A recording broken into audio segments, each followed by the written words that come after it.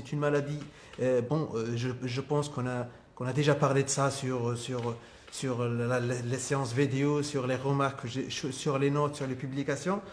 Chaque fois, c'est vidé, chaque fois, c'est vidé, chaque fois, c'est vidé.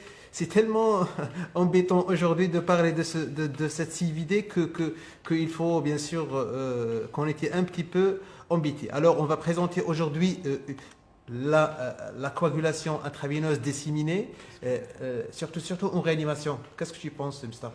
Oui, donc bonjour tout le monde, bonjour chers amis, chers collègues, chers téléspectateurs sur Facebook. Je suis très heureux, très honoré d'être parmi vous pour présenter ou bien pour participer à présenter ce thème qui est important, qui est fréquent, surtout en matière de réanimation, qui est la coagulation vasculaire disséminée. Donc je te dis vraiment, je ne te cache pas, docteur, j'avais des difficultés à comprendre cette pathologie, ces mécanismes, comment poser son diagnostic, comment traiter. J'arrive pas à faire la part des choses. Mais maintenant, ça va, donc j'essaie avec vous de simplifier les choses et on va voir ensemble ce thème. D'accord, très bien. Bon, quand j'étais un généraliste et avant interne et externe, j'avais toujours plusieurs questions à poser, j'avais toujours des questions à poser. Alors, on va présenter aujourd'hui notre travail sous forme questions-réponses. D'accord? Alors, ma première question, c'était quelle définition et quelle classification doivent être utilisées en pratique clinique? Quelles sont les situations cliniques à risque de CIVD? Veut dire quelles sont les maladies qui en général, peuvent compliquer d'une CIVD? Quels sont les moyens cliniques et biologiques du diagnostic? C'est important. Bien sûr, chaque maladie doit être diagnostiquée, cliniquement, biologiquement.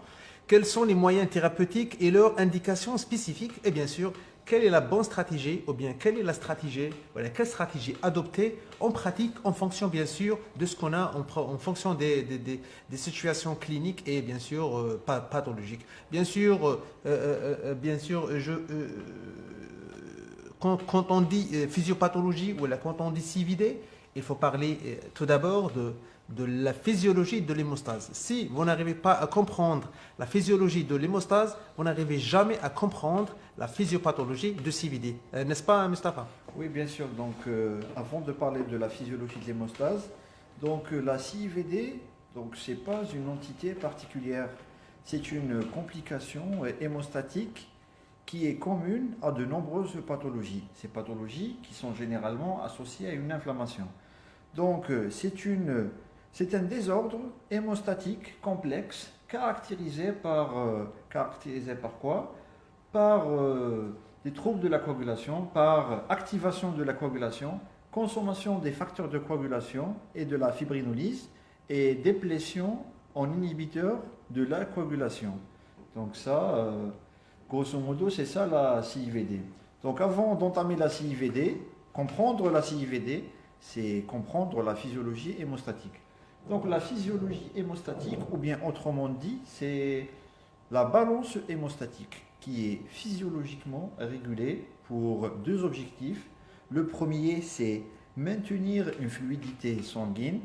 La deuxième des choses, ou bien le deuxième objectif, c'est arrêter localement, et je dis bien localement, une hémorragie.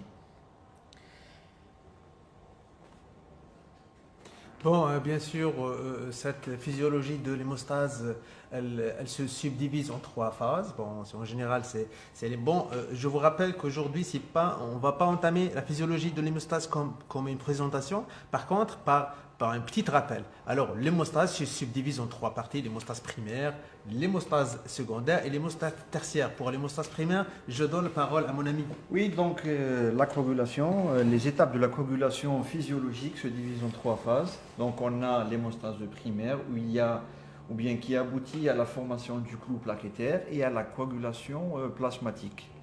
Donc, il y a la coagulation tertiaire aussi, ou bien inhibition de la coagulation, et il y a des mécanismes régulateurs.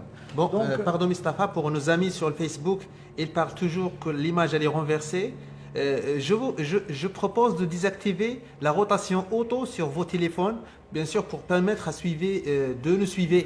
Pourquoi? Parce que cette projection, c'est la meilleure projection pour donner le meilleur éclaircissement et pour prendre l'image en totalité. D'accord? C'est par exemple, on met le téléphone en position correcte, veut dire verticale, l'image sera petite il sera flou. Alors, on met le portable en position horizontale, bien sûr, pour garder maximum de l'image, bien sûr, pour être très clair. Alors, je vous propose de désactiver, il suffit juste de désactiver la rotation auto sur vos téléphones et bien sûr, tournez le téléphone et profitez avec nous. Allez-y. Donc, le système hémostatique est en état de veille, c'est-à-dire il n'est pas en marche, il n'est pas en arrêt, il est en veille. C'est-à-dire il est prêt à être activé en cas d'hémorragie. C'est-à-dire s'il y a hémorragie, il y a une activation immédiate. Il va mobiliser les énergies procoagulantes pour arrêter une hémorragie ou bien arrêter un saignement. Donc, si on a un déficit de l'un de ces facteurs, de la coagulation ou bien de la coagulation physiologique, ou un défaut d'un ou de plusieurs constituants, ou bien d'une réponse qui est, ou bien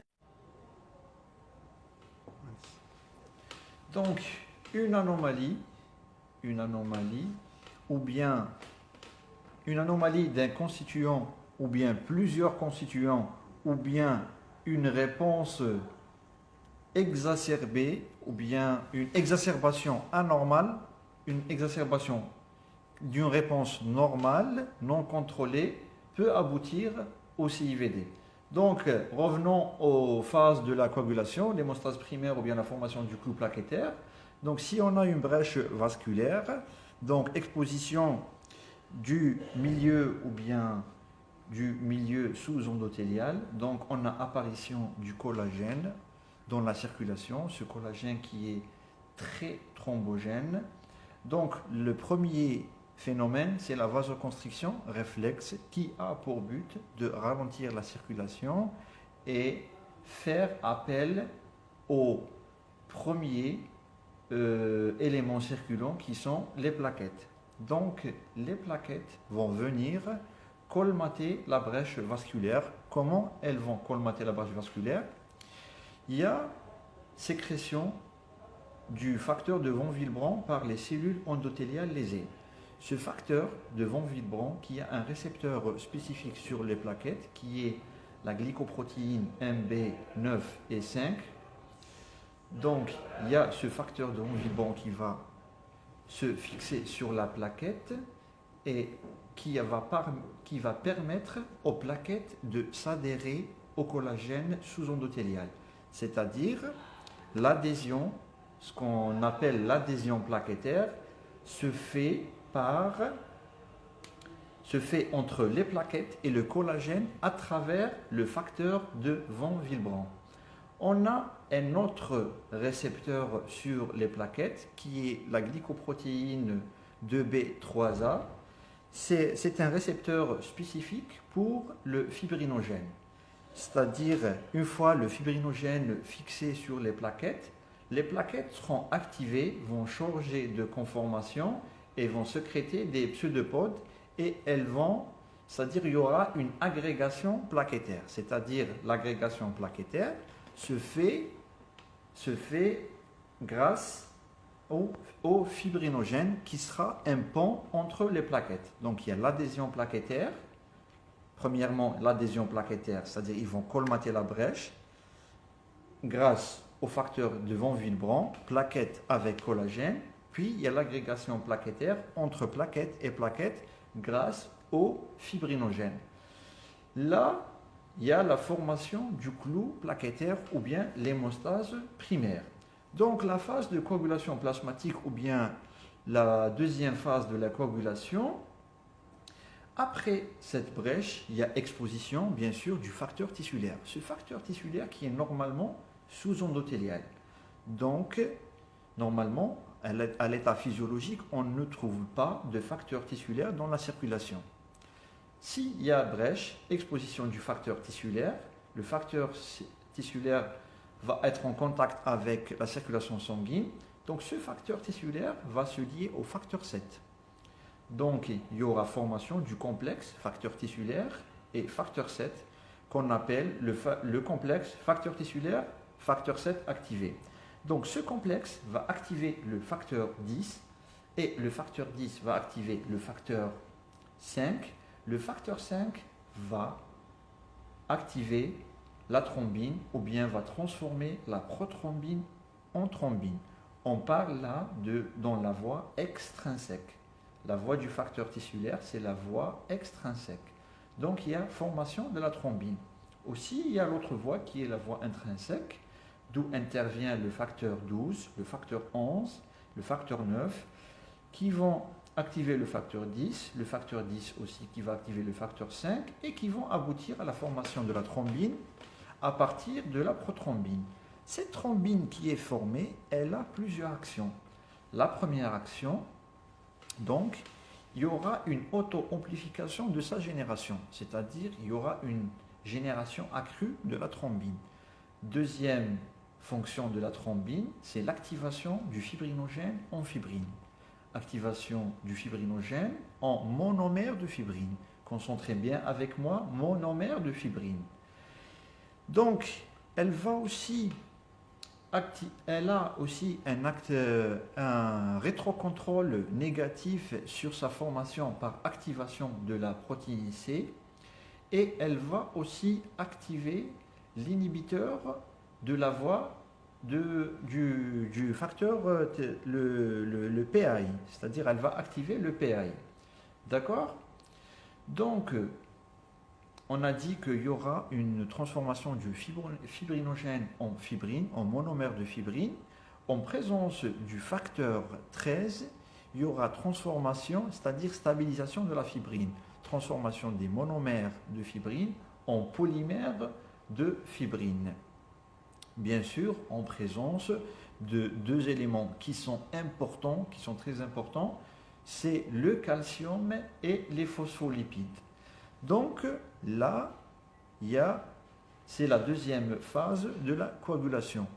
Mais s'il n'y a pas de mécanisme régulateur, s'il n'y a pas d'inhibiteur, on a dit que c'est une intervention locale. Donc s'il n'y aura pas de freinateur ou bien d'inhibiteur, il y a extension de ce phénomène de coagulation vers tout le corps. D'où l'intérêt ou bien une raison pour laquelle existe le système inhibiteur. N'est-ce pas, docteur? Alors, si on peut tout résumer, on peut dire que l'hémostase, la physiologie de l'hémostase subdivise en trois parties. L'hémostase primaire, ou l'élément clé, ou l'élément principal, c'est la plaquette avec ses sécrétions, agrégation, adhésion et tout. Bien sûr, pour fermer la brèche vasculaire. La deuxième étape, c'est l'hémostase secondaire ou bien la coagulation sanguine. L'intérêt, c'est de former des réseaux de fibrine. Ces réseaux de fibrine, elle va faire quoi? Elle va consolider, bien sûr, le plaquettaire. Pardon, docteur, j'ai oublié une chose. Aussi, parmi les fonctions de la thrombine, c'est l'activation plaquettaire. Comme vous voyez sur le schéma. Oui, c'est un peu la flou, thrombine, mais... bien sûr, c'est un peu flou, mais... Mais concentrez ce qu'on est en train de dire maintenant. Oui, la thrombine va aussi activer les plaquettes. Alors, très bien. Alors, et j'ai dit qu'il y a dans la coagulation sanguine la formation de réseaux de fibrine qui va consolider après l'agrégation, le clou plaquettaire qui se forme que des plaquettes, bien sûr. Et bien sûr, ça va renforcer ce clou plaquettaire et fermer la brèche, bien sûr, former un thrombus et fermer la brèche vasculaire. Mais il y a une question. J'ai des facteurs de coagulation qui sont là, j'ai une circulation sanguine, j'ai un flux sanguin. Le flux sanguin, il va ramener avec lui ces facteurs procoagulants, non? Il va transporter avec lui ces facteurs de coagulation, il va les ramener, par exemple, là, il va la transporter vers le cerveau, vers les membres, vers partout dans le corps, non? Parce que j'ai une zone, la brèche vasculaire, où il y a la réaction inflammatoire, où il y a la réaction de la coagulation, et en parallèle, j'ai un flux sanguin qui peut transporter tout ça. Normalement, c'est clair. Maintenant, pourquoi il n'y a pas une formation de thrombose, par exemple, dans le cerveau? Parce que le sang, il a transporté les facteurs de coagulation. Ici, c'est ça l'intérêt des mécanismes de régulation, d'inhibition. Il sert à quoi? C'est ce qui se trouve ici, à gauche. Il sert à droite. Il sert à quoi? Il sert à cerner la réaction, les différentes cascades de coagulation juste dans la zone où il y a la brèche vasculaire. Il va inhiber la coagulation en dehors, en dehors de cette zone où il y a la brèche vasculaire. Alors, on a plusieurs mécanismes. On prend à la limite 3 enzymes ici. Par contre, je vais citer un par d'autres. On prend par exemple la thrombomoduline. Le thrombomoduline, c'est des molécules qui se fixent sur l'intima, veut dire sur la face luminale du vaisseau. Elle est riche en thrombomoduline. Ce thrombomoduline, elle fait quoi? C'est à l'état physiologique. Elle capte les thrombines qui ont ici de fuir de la zone où il y a la brèche vasculaire. Veut dire la circulation sanguine. Elle ramène avec elle les facteurs de coagulation, parmi elles la thrombine, et c'est l'élément le plus important, ou le facteur le plus important. La thrombomoduline, elle capte ces molécules de thrombine. D'accord? Quand il capte ces molécules de thrombine, bien sûr, il va limiter la coagulation en dehors de la zone où il y a la brèche vasculaire. D'autres mécanismes régulateurs, on a l'antithrombine. Voilà l'antithrombine. Qu'est-ce qu'il fait? Cette antithrombine, bien sûr, il va catalyser le facteur 2 et le facteur 5 et le facteur 10. D'accord, regarde. Et de l'autre côté, il va catalyser le facteur 9 et le facteur 9. Voilà. Alors, il va catalyser le facteur 10, 5, 2 et bien sûr et 9. D'accord? Et de l'autre côté, bien sûr, quand on dit il va catalyser, veut dire il va inhiber la coagulation. Mais il n'inhibe pas la coagulation où il y a le thrombus bénéfique qui ferme la brèche. Non, il inhibe la coagulation en dehors parce que cette coagulation, elle est déclenchée en dehors de la zone où il y a la brèche vasculaire. Alors on doit inhiber cette réaction inefficace qui va aboutir juste à la formation de thrombus, bien sûr, qui vont servir à rien après. On a la protéine C et S. Alors, qu'est-ce qu'il fait? Il va catalyser le facteur 8 et le facteur 5. Et le facteur 5, bien sûr, ces deux molécules, ces deux facteurs sont les facteurs les plus importants dans la coagulation sanguine. Et on a la TFPI, tissulaire facteur pathway inhibitor, veut dire il va fixer sur ce complexe magique, facteur tissulaire, facteur 7 activé. Et bien sûr, il va l'inhiber à activer le facteur 10. Alors, on peut dire que l'antithrombine 3, le protéine C et S et la TFPI, ou le TFPI, c'est des molécules ou c'est des anticoagulants à la limite physiologique. D'accord? Donc l'antithrombine 3, comme vous le savez, vous connaissez tous les héparines, que ce soit l'héparine non fractionnée ou bien l'héparine de bas poids moléculaire. Donc le mécanisme d'action, bien le mode d'action de ces médicaments, c'est à travers ce fameux antithrombine. Donc ils vont potentialiser l'effet de cette antithrombine. Aussi, ils ont une action sur une activité 2A et une activité 10A. D'accord, très bien. Pour la troisième étape, la fibrinolyse ou bien l'hémostase tertiaire. On a dit que dans l'hémostase primaire, c'est la plaquette, c'est le joueur numéro 10. Dans la coagulation sanguine, la thrombine et la fibrine sont les joueurs plutôt numéro 9 et 10. Et bien sûr, dans la fibrinolyse ou dans l'hémostase tertiaire, le joueur numéro 7, c'est la plasmine.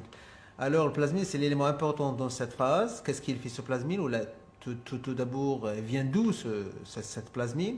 Cette plasmine, c'est la forme activée interplasminogène. Alors, plasminogène, il circule dans le sang non activé. Alors, il va s'activer à partir des activateurs qui sont appelés activateurs du plasminogène. Le TPA, soit c'est des activateurs tissulaires, veut dire il vient à partir des cellules lésées, ou bien humoral, veut dire à partir d'urokinase. Alors l'urokinase qui s'appelle UPA ou la TPA, veut dire T c'est tissulaire, U c'est urokinase. Activateur tissulaire. Activateur, voilà.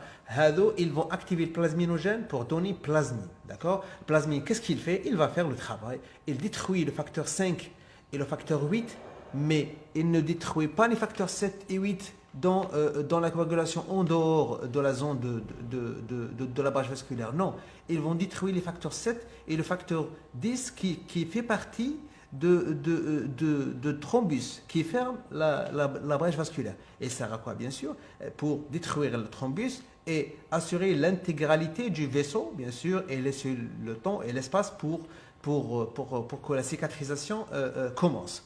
De l'autre côté, il va neutraliser ou la dégrader le fibrinogène en produit de dégradation de fibrinogène. Il va dégrader la fibrine en produit de dégradation de la fibrine. Alors c'est simple, plasmine, il va tout dégrader à partir du fibrinogène, les facteurs de coagulation, surtout le 7, le 5 et le 8, il va dégrader la fibrine. Bien sûr, cette fibrinolyse a quand même des mécanismes de régulation contrôle ça, qui inhibe ça. On a l'inhibiteur, voilà, le PAI1, qui a déjà parlé Dr Berouja. Le PAI1, c'est lui qui va bien sûr inhiber l'activateur. Voilà, c'est un inhibiteur d'activateur de plasminogène. D'accord? Et on a bien sûr des inhibiteurs directs de plasminogène, du plasmine qui s'appelle alpha-2 antiplasmine et l'autre côté alpha-2 macroglobine. N'est-ce pas, Mustapha? Oui, bien sûr. Donc, comme vous le savez, la plasmine qui va dégrader le fibrinogène et la fibrine en PDF. Donc, certains parmi vous vont se demander, vont se poser la question, c'est quoi la différence entre PDF, c'est-à-dire produit de dégradation de fibrine, et des dimères? Donc, c'est simple. On a déjà dit, je vous ai demandé de vous concentrer, entre monomère et polymère de fibrine, c'est-à-dire il y a les monomères de fibrine qui vont se former, puis en présence du facteur 13, il y a la stabilisation de la fibrine ou bien polymère de fibrine. Donc la dégradation du fibrinogène par la plasmine va nous donner les PDF, aussi pour les monomères de fibrine, alors que la dégradation des polymères de fibrine par la plasmine va nous donner ce qu'on appelle les dédimères. D'accord? J'espère que c'est clair. Oui, je pense. Hein. Si vous avez quand même des questions, n'hésitez jamais à les poser. Bon alors, ma première question était quelle définition et quelle classification doivent être utilisées en pratique clinique? Donc, comment définir la CIVD? Comment la classer? Donc, on a déjà dit que ce n'est pas une entité particulière. On ne peut pas avoir comme pathologie primitive la CIVD. La CIVD, c'est une complication. Elle vient au second plan, c'est-à-dire elle vient compliquer une situation qui est déjà préexistante ou bien une maladie sous-jacente. C'est un désordre systémique, hémostatique, qui est caractérisé par la consommation des facteurs de coagulation, c'est-à-dire activation de la coagulation, consommation des plaquettes. Donc, on a dit que c'est un syndrome qui est acquis. Ce n'est pas une maladie, c'est un syndrome qui est acquis, qui n'est pas congénital. C'est acquis, il est secondaire et non pas primitif, comme on a déjà dit.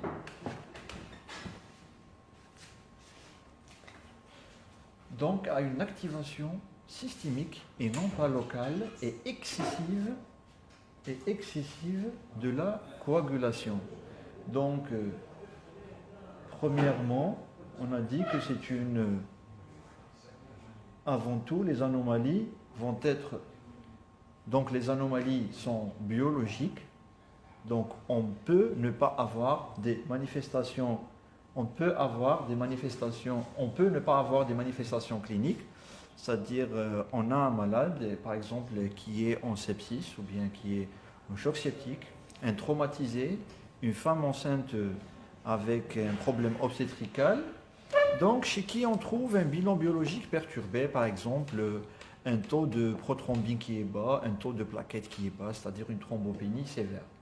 Donc on a dit qu'elle se définit par l'association d'anomalies biologiques. Si on a des anomalies biologiques seulement, là on est dans le stade de CIVD biologique, c'est-à-dire sans manifestation clinique. Maintenant, si ces perturbations biologiques sont associées à des manifestations cliniques, que ce soit des manifestations ischémiques, thrombotiques ou bien hémorragiques, là on parle de CIVD clinique, c'est-à-dire qui est apparente. Si cette CIVD, ou bien on parle de CIVD compliquée, lorsque ces manifestations cliniques, hémorragiques ou bien thrombotiques, engagent le pronostic fonctionnel ou bien vital. Donc là, c'est normal. Si vous voyez par exemple le choc septique avec un syndrome de défaillance d'organes, un brûlé grave, un hématome rétroplacentaire, là on est dans le stade de CIVD compliqué. Alors on peut maintenant exclure tous les anciens termes utilisés en matière de CIVD, surtout la CIVD patente, la CIVD latente. On a d'autres qui parlent de CIVD subclinique et d'autres symptomatiques, et d'autres parlent d'une CIVD décompensée et d'autres parlent de CIVD compensée. Je pense qu'actuellement, on prend en considération trois termes. CIVD biologique, c'est clair, CIVD clinique et CIVD compliqué. Je pense que c'est très facile à comprendre et à comprendre. Alors, sur implication, comme implication pratique, comme témoin alors indirect de la formation excessive, alors je vous rappelle ce que Dr Mustapha a déjà dit, on l'a déjà parlé. La physiopathologie de l'hémostase, c'est quoi? C'est une formation excessive de la thrombine et de la fibrine. Alors, la traduction biologique d'ILHC, c'est l'élévation des didymères. On a dit de la mégie. Alors, et comme c'est par exemple, si on prend une deuxième situation, on a dit qu'il y a il y a une formation excessive des plaquettes, il y a une formation excessive de thrombine et de la fibrine, une consommation excessive des plaquettes, bien sûr, la traduction biologique, c'est la thrombopénie, et la traduction clinique, c'est bien sûr, c'est purpura et le saignement. Et on a dit que dans la CIVD, on a une, bien sûr, consommation accrue et excessive des facteurs de coagulation. Sa traduction biologique, c'est TP bas et TCA élevé. Et sa traduction, bien sûr, clinique, bien sûr, c'est des hémorragies et bien sûr un syndrome hémorragique. Ça, c'est l'application pratiquement pratique de cette définition qui est théorique. Alors, Mustapha, ma deuxième question, c'était quelles sont les situations cliniques à risque de CIVD? Donc, la CIVD, on a dit que c'est une complication qui est commune à plusieurs pathologies, à plusieurs anomalies qui sont souvent associées à une inflammation. Donc, le facteur tissulaire peut être exposé à la circulation sanguine d'une façon pathologique ou bien d'une façon non physiologique. Par exemple, en cas de choc ou bien de sepsis, il y a le contact de la toxine avec l'endothélium va stimuler c'est-à-dire l'exposition du facteur tissulaire à la circulation sanguine. Et donc, une fois le facteur tissulaire est exposé, qui est physiologiquement sous-endothélial, donc il y a initiation ou bien activation de la coagulation. Donc, première étape, c'est induction de la synthèse et de l'expression membranaire du facteur tissulaire. Donc, des cellules qui sont en contact. Alors, comme vous avez dit, Mustapha, le premier mécanisme, par des cellules au contact du sang, en réponse à des stimulus, voilà, des stimuli inflammatoires. Quels sont ces stimulus, voilà, ces stimuli inflammatoires? Donc, par exemple, c'est la situation la plus fréquente en réanimation, ou bien c'est la circonstance la plus fréquente de découverte de CIVD en matière de réanimation, c'est le sepsis ou bien le choc septique. Par exemple, si on a un syndrome inflammatoire important, On est toujours là. Donc, on a dit le sepsis et le choc septique, une hypo ou bien une hyperthermie maligne, des anomalies vasculaires, par exemple un hémangiome géant, un anévrisme aortique, n'est-ce pas, docteur? Oui, exactement. Surtout ces pathologies vasculaires, hémangiome géant et l'anévrisme aortique. Pourquoi? Parce qu'il y a des micro-traumatismes à la limite, ou c'est des micro-lésions qui touchent ces vaisseaux. Parce que quand on dit anévrisme, veut dire c'est une dilatation, pathologique d'une zone dans la paroi aortique. Alors, il y aura des lésions vasculaires. Ces lésions vasculaires vont montrer ou bien va démasquer le facteur tissulaire et ça déclenche bien sûr toute une réaction de coagulation. Certaines réactions immunologiques, exemple venin de serpent ou bien rejet de greffe, surtout la transfusion ou surtout l'hémolyse post-transfusionnelle et certaines drogues. Par quel mécanisme? C'est toujours par induction de synthèse et expression membranaire de facteurs tissulaires. D'accord?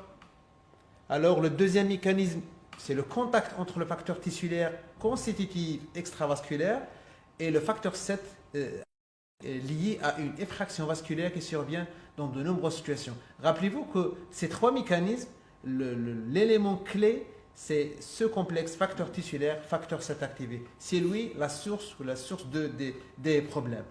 Veut dire, quand on a toujours un facteur tissulaire et facteur 7 activé dans une forme pathologique, ou pathologiquement, c'est bon. Ça déclenche une réaction. Initiation de la coagulation. Ça sera une initiation pathologique de la coagulation.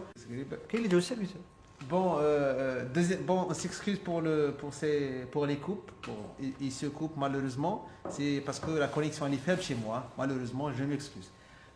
On a dit que le deuxième mécanisme, c'est le contact entre facteur tissulaire facteur tissulaire constitutif extravasculaire et le facteur 7 activé. Il y a une effraction vasculaire qui survient dans de nombreuses situations. Les complications obstétricales représentent la majorité de cette.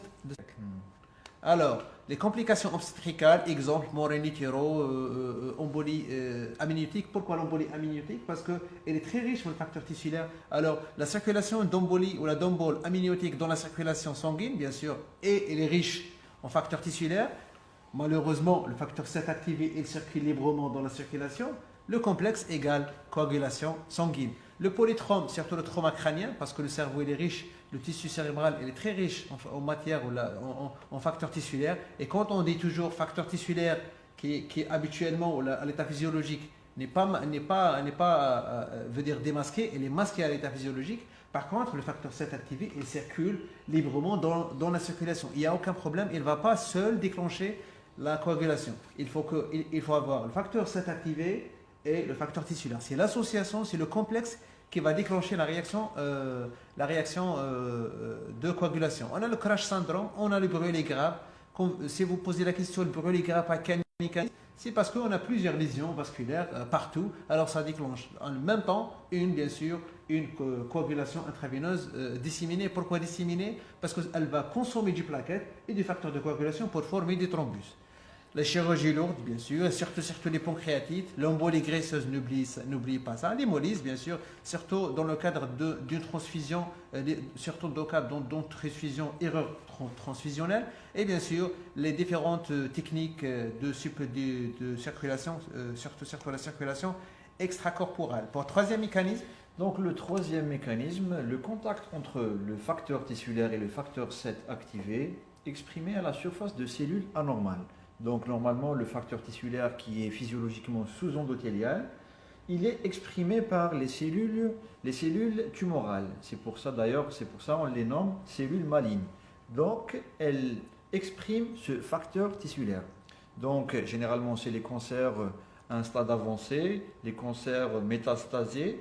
Donc dans la circulation sanguine, il y a expression de ce facteur tissulaire. Et s'il y a contact du facteur tissulaire avec la circulation sanguine, donc automatiquement, il y aura une activation de la coagulation. Alors, source de problème toujours, c'est le facteur tissulaire ou bien c'est le complexe. Facteur tissulaire, facteur 7, l'existence de ce complexe dans n'importe quelle situation, veut dire dans la forme pathologique, veut dire quand il n'y a pas une lésion, brèche vasculaire, alors l'existence de ce complexe ailleurs, veut dire en dehors d'une brèche vasculaire, ça va déclencher une réaction de coagulation et les différentes cascades de coagulation sanguine. Et bien sûr, ça va créer ce syndrome. Alors, trois mécanismes. Induction et synthèse de l'expression facteur tissulaire, bien sûr, en réponse à des stimulus inflammatoires. Un relâchage du facteur tissulaire en extravasculaire, voilà, dans certaines situations, surtout obstétricales. Et bien sûr, le contact entre le facteur tissulaire, ou ici le facteur tissulaire, il est exprimé à la surface des cellules anormales qui sont en général des cellules cancéreuses.